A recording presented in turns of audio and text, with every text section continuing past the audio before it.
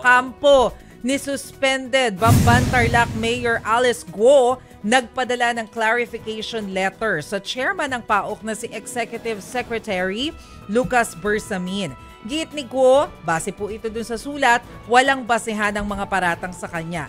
Hiling pa niya, bigyan siya ng patas na investigasyon kaugnay ng pagkakasangkot niya sa money laundering, human trafficking, kidnapping at iba pang mga krimen na may kinalaman sa illegal na pogo sa Bamban Tarlac. Nauna nang sinabi ng PAOK na sa Biyernes, isasampa nila yung non-bailable cases laban kay Guo. Naglabas na rin ng pahayag ang dating Deputy Director General ng Technology and Resource Center o TRC na si Dennis Cunanan kasunod ng imbitasyon sa kanya ng Senado. Kinumpirma ni Cunanan na kinontra nga siya ng mga nabanggit na kumpanya bilang independent consultant o kinontrata.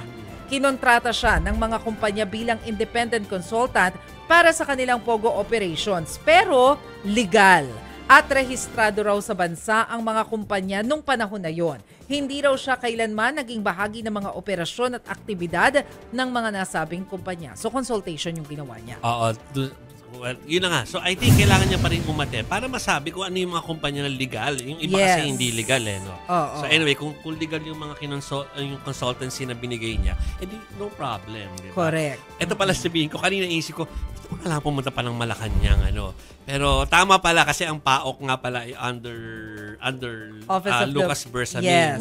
So akala ko punta pa ng Malacanang.